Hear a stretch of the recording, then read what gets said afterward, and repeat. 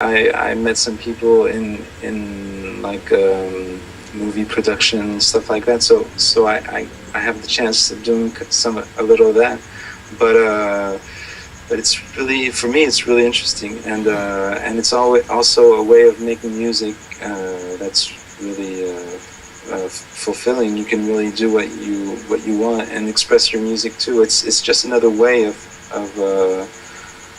sending it out. Yeah, so no, I'm really comfortable with that, and I'm really happy it kind of happened. It went quite naturally, you know. So I'm okay with that. All right, and coming back to your music in this particular project, Redeye, you're speaking once again. You're talking about traveling and running away. So I was wondering. I know maybe my question is a little bit a matter of the glass half empty, half full kind of question, but are you running away, or are you on a quest to find something, or is it the same to you?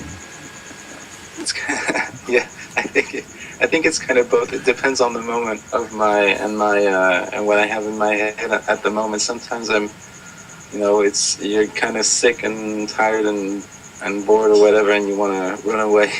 Okay. And sometimes it's more you want to discover things, want to go and see things, and that's more of a search and of a exploring, and it's really thrilling, exciting. So it really depends. I don't know on which mood I am, and when I write the different songs or what I want to express in them. It's as you say, it's more a way of how you see it, how you approach it. But I think it's. In the end, it's maybe quite the same feeling. It's just the things that change is the way you see it. Mm-hmm. Yeah. Now, your band is not one block, from what I understand. It's not like your usual band where you have 4 people, maybe sometimes with one collaboration, but mainly all playing together. How does that work? Well, yeah, it's true. At the beginning, Redeye is really a solo project, so I started doing my own stuff really all alone. But now it's really, I have this violin player who really works with me a lot and who's really present kind of all the time for the recordings, for the live music, for the live shows and all that. What's her name? Her name is Lucille. So, hello, Lucille. Sorry? Say hello, Lucille. Hello, Lucille.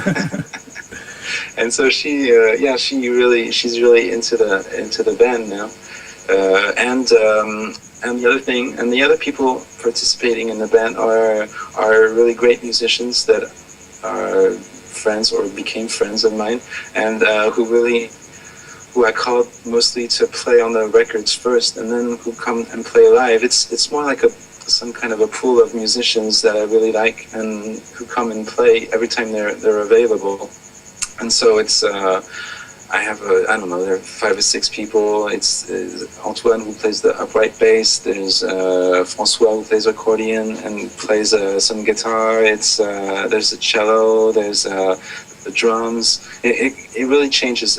The whole formula, if everybody was here, we'd be like 6 or maybe 7. But we're rarely or never 6 or 7.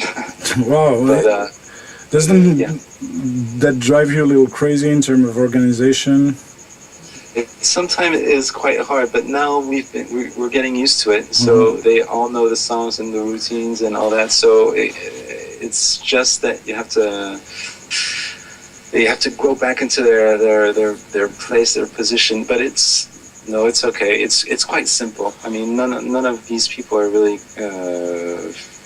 complicated. None of them are star-like. Oh, I don't want this, I want that. They're all quite simple. They all like the music. We all play music together, and just happy like that. If they don't feel it, or if they're occupied elsewhere, then they don't come. I don't really. I mean, it's not that important. It's except on certain dates or certain shows, it's really important to have everyone. But I try to do. We try to do our best, you know. Right. And yeah, talking about the road, the live. Where have you been playing? Well, we play mostly in France, of Mhm. course. So we've been playing all over France and Paris, and the only country we've been to so far is the United States, and we're going back there in September too. So those mainly the two countries we've been playing live. It's because this formula is quite recent, you know, in this kind of way. It's so we haven't traveled that much. Well, we've been traveling all over France. France it can be quite big too, but yeah, but we've been mostly in France and the U.S. Okay, so now that's interesting. When you played in the U.S., being influenced by American music and being French, and then you arrive in this country that has been the base for that. How you perceived, like the little French sheep playing Well, it my begins, music? Yeah. Well, it starts off like that. They say, "Oh, the little Frenchie, and they think that it's gonna be like I don't know. They like some French music like Gainsbourg, but they think it's gonna be Gainsbourg or Piaf or stuff like that. So that's their first impression. So do you wear a beret and bread and a bottle of red wine?